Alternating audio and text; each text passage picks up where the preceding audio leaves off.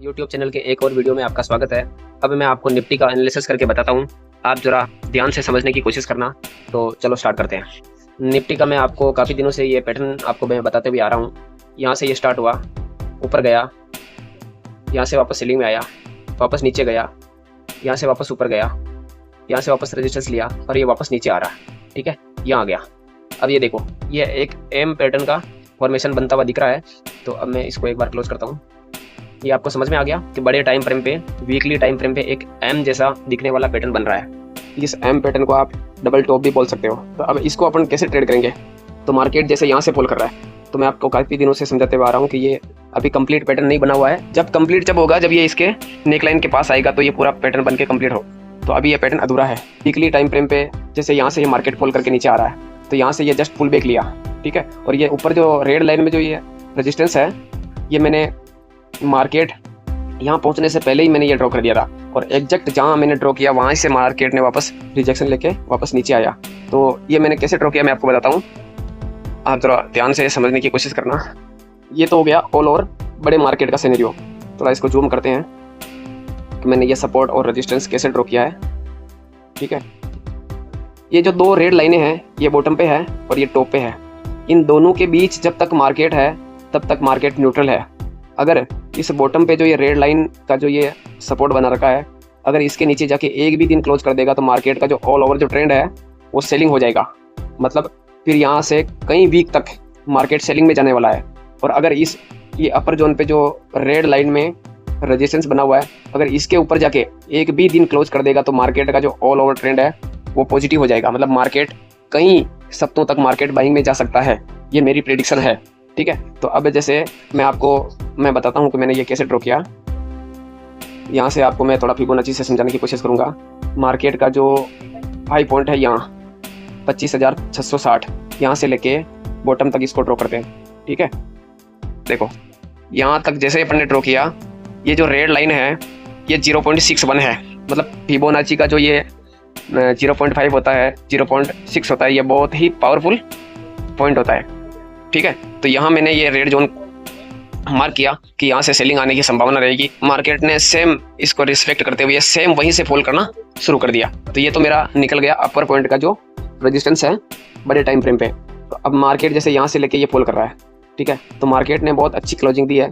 अब जैसे मार्केट कल जैसे फ्लैट ओपन होता है और यहाँ से कोई सेलिंग का सेटअप बनाता है, तो ये मार्केट का जो पहला टारगेट होगा ये होगा 24,750।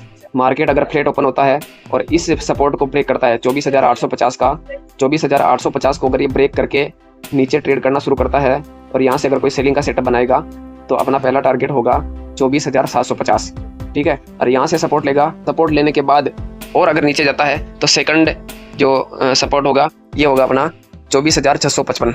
ठीक है, तो ये तो हो गया वीकली टाइम फ्रेम पे। अब थोड़ा अपन वन डे टाइम फ्रेम पे चलते हैं। ये वन डे देखो, मार्केट ने बहुत ही शानदार सेलिंग में जाके बहुत ही शानदार क्लोजिंग दी।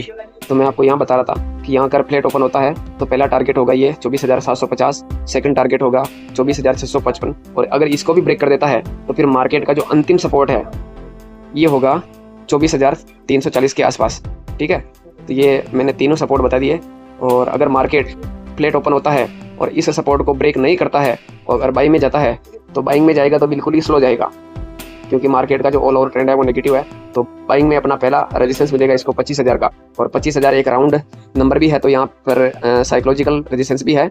दो तरह का रेजिस्टेंस हो गया, तो अच्छा ये वर्क करना चाहिए। ठीक है, और अगर इसको भी ब्रेक करके ऊपर जाएगा तो ये होगा अगला जो रेजिस्टेंस होगा ये होगा 25,160। ठीक है, ये तो हो गया वन डे टाइम फ्रेम पे। अब थोड़ा अपन और छोटे टाइम फ्रेम पे चलते हैं, 1 आवर्स पे चलते हैं। 1 आवर्स में मैं देख रहा हूँ मार्केट यहाँ से ऊपर गया, पुल बैक लिया, वापस ऊपर गया, फिर पुल बैक लिया, फिर वापस गैप अप ओपन हुआ, नीचे आया और वापस ऊपर गया। तो आप यहाँ पे थोड़ा ध्यान से देखो, ये हाई और ये हाई दोनों बराबरी है, और ये पिछले हाई को ब्रेक करके ऊपर नहीं जा पाया और यहाँ से वापस मार्केट फॉल कर रहा है। ठीक है, तो मार्केट एक बहुत ही शानदार और क्रूशियल लेवल पर खड़ा है। तो मार्केट यहाँ से बाइंग में भी जा सकता है और सेलिंग में भी जा सकता है। 1 आवर्स के टाइम फ्रेम के हिसाब से ये जो परसों फॉल किया, इसको आप एक जस्ट पुल बैक भी मान सकते हो। ठीक है, और इसका जो मैं आपको सपोर्ट बताता हूँ, इसको अपन कैसे ड्रॉ करेंगे। वापस दोबारा से फिबोनाची लेते हैं, ये बॉटम से लेके हाई तक इसको मार्क करते हैं। ठीक है, ये देखो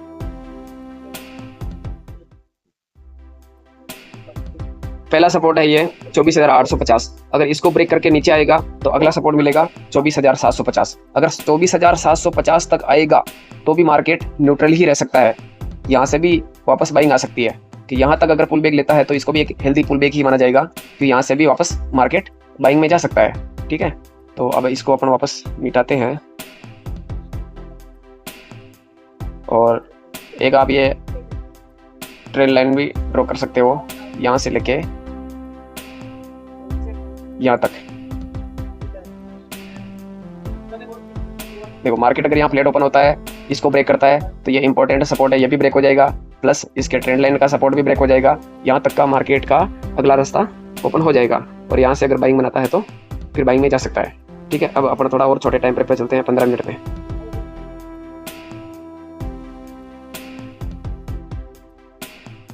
देखो 15 मिनट पे इस ट्रेंड लाइन को देखो, बहुत ही शानदार रेस्पेक्ट दिखा रहा है। तो अगर इसको ब्रेक करेगा तो अगला सपोर्ट ये मिलेगा और फिर इसको भी अगर ब्रेक करेगा तो ये अगला सपोर्ट होगा। तो ये मार्केट का जो गैप है ये भी फिलअप हो जाएगा और फिर मार्केट यहाँ से भी वापस बाइंग में जा सकता है, क्योंकि 24,655 का जो सपोर्ट है ये फिबोनाची का 0.61 है। तो ये 0.61 और 0.5 दोनों ही पावरफुल पॉइंट होता है। मैं आपको एक चीज़ और बताता हूँ, यहाँ पे 15 मिनट पे भी एक और पैटर्न बन रहा है। इस पैटर्न को आप देखो, यहाँ से ड्रॉ करते हैं। यहाँ से मार्केट में बाइंग आई, फिर वापस नीचे आया, फिर वापस यहाँ से सपोर्ट लिया, फिर वापस ऊपर गया, फिर वापस नीचे आया, फिर वापस ऊपर गया और ये वापस फिर नीचे, यहाँ से लेके नीचे पुल कर रहा है। तो ये एक हेड एंड शोल्डर पैटर्न बन रहा है जो बहुत ही शानदार और रिवर्सल पैटर्न होता है। मतलब अगर इस नेकलाइन के नीचे 15 मिनट की 1-2 कैंडल क्लोज करके ब्रेक करके नीचे जाता है तो ये पैटर्न बनकर कंप्लीट हो जाएगा और इसका जो टारगेट होता है वो ऐसे निकालते हैं, ये हेड से लेके ये नेकलाइन। ठीक है, ये नेकलाइन, इसकी जो लेंथ है ये टारगेट इसका ऐसे निकालते हैं यहाँ। तो ये इसका जो टारगेट होगा वो 24,600 के आसपास होगा। तो अगर यहाँ से ब्रेक करके नीचे जाता है तो मार्केट 24,600 से लेके 650 के बीच आ सकता है। मार्केट 15 मिनट के टाइम फ्रेम पे एक चैनल में मूव कर रहा है। ठीक है, ये चैनल का अपर पॉइंट है, ये चैनल का लोअर पॉइंट है। यहाँ से नीचे गया, चैनल के लोअर पॉइंट से सपोर्ट लिया, मिडिल पॉइंट से वापस रिजेक्शन लिया, वापस लोअर पॉइंट पे आया, फिर वापस ऊपर गया, चैनल के हायर पॉइंट पे गया, फिर वापस मिडिल पॉइंट पे आके सपोर्ट बनाया, वापस ऊपर गया, चैनल के अपर पॉइंट से रिजेक्शन लेके वापस नीचे आया और अभी फिलहाल चैनल के लोअर पॉइंट पे है। अगर इस चैनल के लोअर पॉइंट को नीचे ब्रेक करके नीचे जाता है तो मल्टीपल रीजन हो जाएंगे कि मार्केट सेलिंग में जा सकता है।